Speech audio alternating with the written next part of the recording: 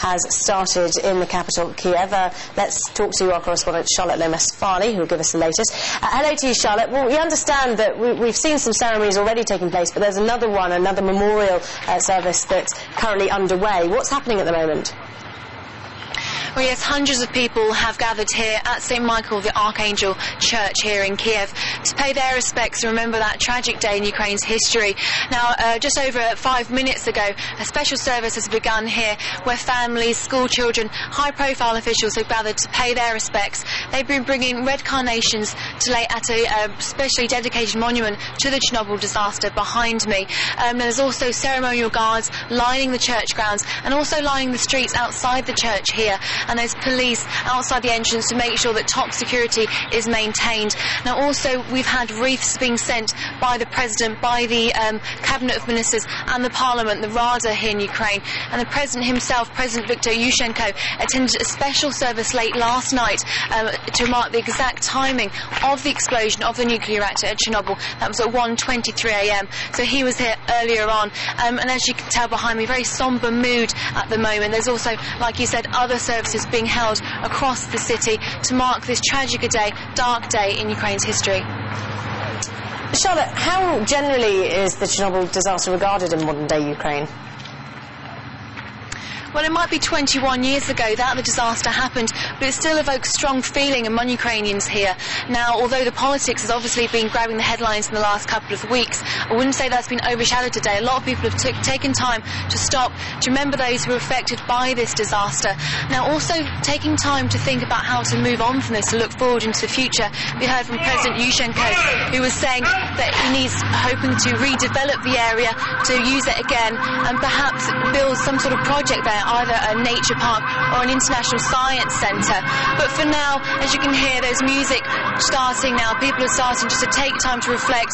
Quite an emotional, poignant day here, just to remember those who lost their lives in the Chernobyl disaster, and indeed those who are still suffering from the consequences of it, as Alexei Yarashevsky now explains. 78-year-old Olga Gavrilenko lives in the town of Chernobyl. She's one of just 300 remaining citizens of the troubled region. Before the 1986 blast, there were over 200,000. Back then, Olga was forced to leave, although soon came back. Everyone is scared of Chernobyl because some people invent fairy tales that we have people with tails here. We see no radiation. Even if there are some, then it's no bigger than anywhere else. We have a good living. The tragedy shocked the world and affected millions. On April 26, 1986, a sequence of events at the nuclear plant in the Ukrainian town close to the capital Kiev led to a powerful blast in one of the reactors, resulting in deadly amounts of radiation being emitted.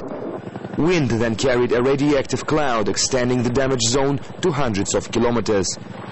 Thousands died instantly, tens of thousands died late in hospitals from radiation poisoning. While the exact number of casualties and those affected still remains unknown, Greenpeace believes it could be up to 500,000 people. 21 years since the fallout, the area around Chernobyl remains a ghost town. What was once peaceful and picturesque has become, for those who used to live and work there, a dead zone. And still to this day it even poses a danger to those who are out of it. The amount of dangerous radioactive particles like transuranium is increasing every year. Now it's 50% more than 20 years ago, and by the year 2056 it will grow by 40 times. One of the most tragic stories of Chernobyl is that of the town of Pripyat. Some 60,000, mostly the plant's employees, used to live in this little town, a role model of Soviet-style planning. Now only the skeletons of empty apartment blocks are left there, as their residents either died or were evacuated. One of the most gruesome sights in the ghost town of Pripyat is this deserted kindergarten, where broken toys lie alongside broken equipment. Surprisingly, but radiation meter shows that it's absolutely safe for humans. And here in front of this observation wheel, the picture is different. 20 microrongans is considered to be a normal radiation level for humans.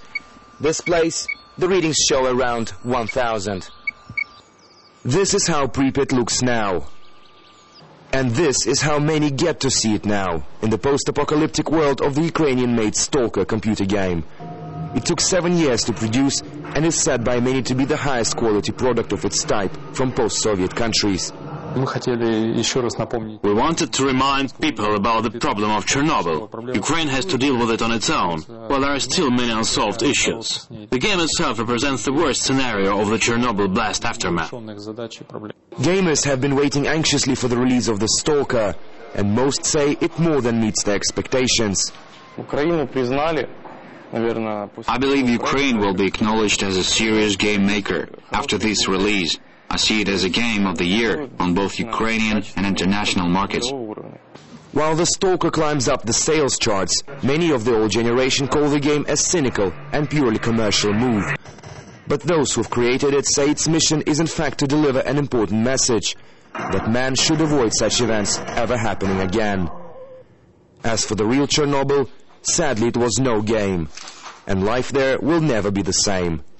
Alexei Rashevsky, Russia Today, Ukraine.